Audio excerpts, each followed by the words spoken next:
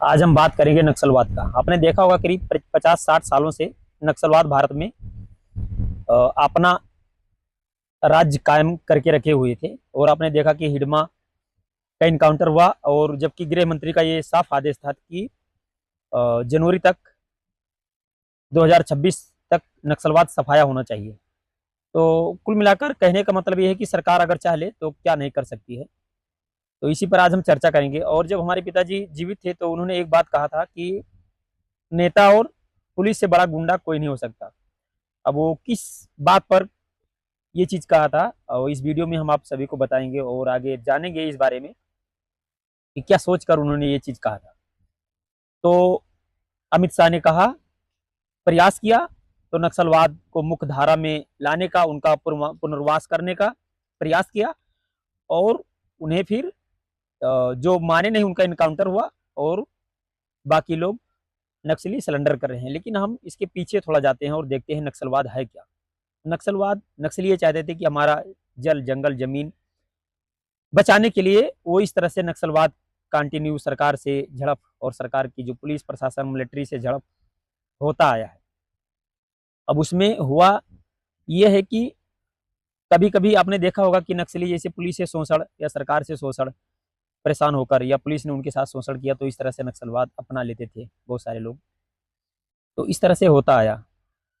और अब ये देख लीजिए कि अब सरकार ने ये अच्छा प्रावधान रखा कि आप पुनर्वास करिए और आपको किसी भी प्रकार जेल नहीं भेजा जाएगा। शायद इस तरह से प्रावधान रखा गया है, और आपको मुख्य मार्ग में जोड़ने का प्रयास किया जाएगा। तो हम बात ये करेंगे कि सरकार अगर चाहती है तो कुछ भी कर सकती है। जैसे हम एक वीडियो देख रहे थे छत्तीसगढ़ का, तो उस वीडियो में ये था कि वीडियो के कमेंट में जो था, और कमेंट में ये था कि सरकार नक्सलियों को तो सफाया कर रही है, सरकार ने जो चाहा वैसे ही काम कर रही है और करना भी चाहिए।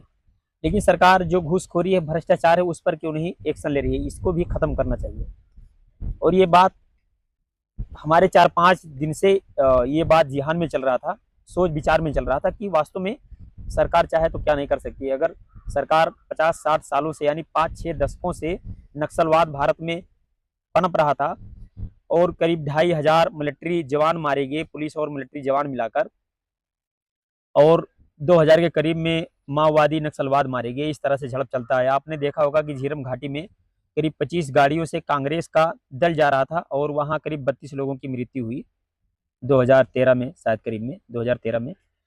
और ऐसी तमाम घटनाएं हुई, करीब 76 जवान एक बार मारे गए, 42 जवान एक बार मारे गए। तो ऐसे तमाम प्रकार बारी बारी से कई जवान मारे गए। तो एक बात इसमें ये समझने वाला है कि, और इसमें ये नहीं कि केवल जवान ही मारे गए हैं, इसमें जो विधायक और सांसदों का भी नक्सलियों ने हत्या किया है। इस तरह से नक्सलियों पर आरोप है।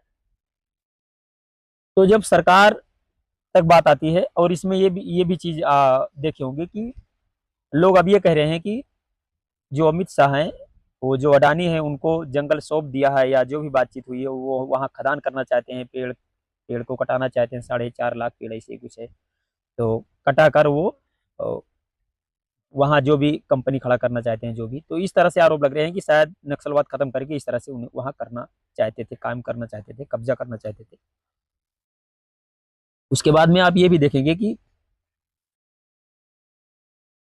सरकार अ, सरकार पर जब कोई बात आती है, जैसे अभी मान लीजिए कोई नेता वहाँ चुनाव प्रचार करने गया हो, और किसी भी नेता पर नक्सलवाद अगर उनका मांग नहीं माना जाता, या वो अ, जो जो वो मांग रखे हो, अगर सरकार से विरोध कर रहे हैं, अगर वो उनका मांग ना माना जा रहा हो, तो वो कभी भी नेताओं पर हमला इस तरह से कर सकते थे, चाहे वो सांसद हो, विधायक हो। इससे पूर्व में भी उन्होंने जान से ही मार डाला है नक्सलियों ने। क्या हो जा रही होगी क्या नहीं। तो इस तरह से अभी ये देखिए कि, तो इसी तरह से जब कोई बात नेताओं पर आती है या नेताओं के परिवार पर आती है, तो उन्हें जब अपने जान का खतरा लगता है, तो वो उस चीज को सफाया कर देते हैं बड़ी प्रमुखता से। अभी ये देख लीजिए कि एक बार वहां के जो मुख्यमंत्री थे, मुख्यमंत्री पर भी नक्सलियों ने हमला किया था, इतना बड़ा कांड किया था। और नक्सली किसी से डरते नहीं थे, कई हजारों में थे। तो संसद, विधायक और मुख्यमंत्री तक नक्सली हमला कर चुके थे। तो इस तरह से हिडमा को भी सरेंडर करने की प्रक्रिया जो गोपनीय निकल कर आ रही है कि वो हिडमा को भी 30 तारीख तक अल्टीमेट दिया गया था कि उसे सरेंडर करने की बात कही गई थी, कि उसके माता को और उसको जो उनकी माँ है उनसे मिलने के लिए भी जो वहाँ के डिप्टी सीएम हैं गए थे, विजय शर्मा करके हैं, और उनके माता जी से बात भी किया था। तो जब ये बात हिडमा तक पहुंची थी तो हिडमा ने गुप्त सूचना जैसे मिल रहा है कि हिडमा ने इस पर सरेंडर करने से मना कर दिया था। तो अमित शाह ने एक आदेश सरकार की तरफ से पारित हुआ था कि 30 तारीख तक हिडमा मुझे चाहिए कैसा भी करके। तो 18 तारीख को उसका इनकाउंटर हो गया, यानी 12 दिन पहले, वो डेट से 12 दिन पहले। और करीब एक हफ्ते के पहले वो गए थे मिलने के लिए, जो डिप्टी सीएम है विजय शर्मा। अब आपको मेन चीज ये है कि जैसे भ्रष्टाचार, इसलिए मान लीजिए आप नक्सलवाद इतने सालों से जब जंगल में पनप रहा था, 50-60 सालों से, और उसे सरकार ने चाहा खत्म कर दिया। मेन मुद्दा ये है, अगर वही चीज सरकार अगर चाहे तो जो सरकार के कर्मचारी घूस लेते हैं और भ्रष्टाचार करते हैं, ये कहीं अलग नहीं है, ना तो ये जंगल में है, ये सरकार खुद भ्रष्टाचार खत्म कर सकती है बहुत आसानी से, क्योंकि जो सरकारी कर्मचारी है वही भ्रष्टाचार करते हैं, घूस लेते हैं, और आम आदमी, आम जनता काफी ज्यादा इससे परेशान है।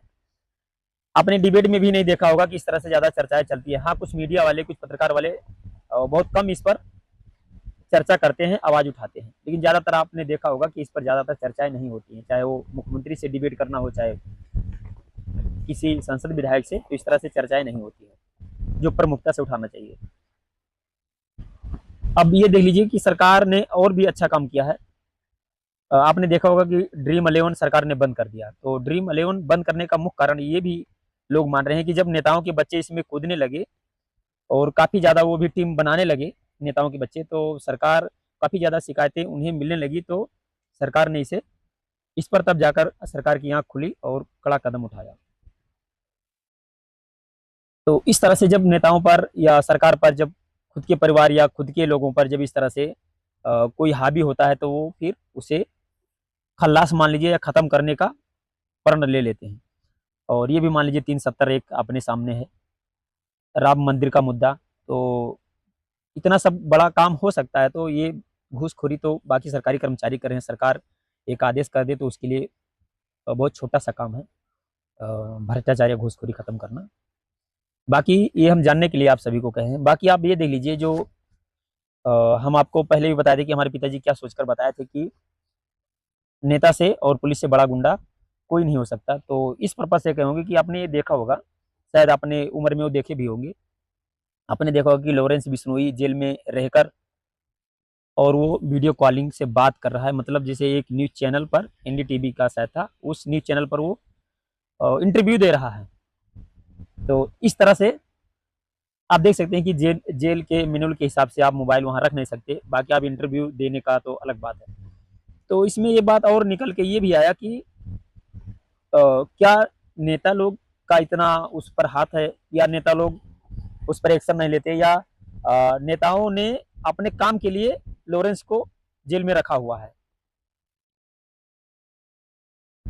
तो इस तरह से कि जब चाहेंगे, जिसका चाहेंगे उसका इनकाउंटर करवाएंगे और मरवाएंगे उसके आदमियों से, बाकी इल्जाम लॉरेंस जेल में रहेगा, फिर उस पर इल्जाम जाएगी बाकी। तो ये ऐसा लोगों का मानना है, बाकी हम नहीं मानते हैं।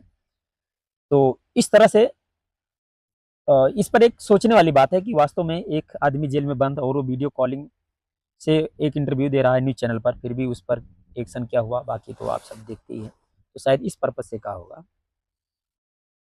बाकी आप अब खुद सोचिए और समझिए, इस पर विचार कीजिए कि भ्रष्टाचार कोई बड़ा मुद्दा है या नहीं है। अगर सरकार चाह ले तो ये बहुत छोटा मुद्दा है और उसे आसानी से खत्म कर सकती है। तो हम आशा और उम्मीद करते हैं कि आप सभी को इसके माध्यम से समझाने का प्रयास किया हूँ। बाकी हम आशा करते हैं कि शायद गृह मंत्री तक समझ में आया या बाद में समझ में आया कि वास्तव में भ्रष्टाचार एक बड़ा मुद्दा है, इसे खत्म करना चाहिए। और बाकी सरकार चाहे, और ये जान लीजिए कि जिस दिन भ्रष्टाचार खत्म हो गया और सरकार ने इस पर सख्त एक्शन ले लिया, उस दिन राम राज आ जाएगा। राम राज आने से कोई नहीं रोक सकता, ये जान लीजिए। उसी दिन पूरे भारत में शांति का माहौल रहेगा और हर कोई व्यक्ति खुशहाल महसूस करेगा। तो बाकी आप इस वीडियो से कितना परसेंट संतुष्ट हैं और क्या सोचते हैं, आप क्या राय रखते हैं, इस पर जरूर कमेंट में आप अपनी राय जरूर रखें। नमस्कार, जय हिंद।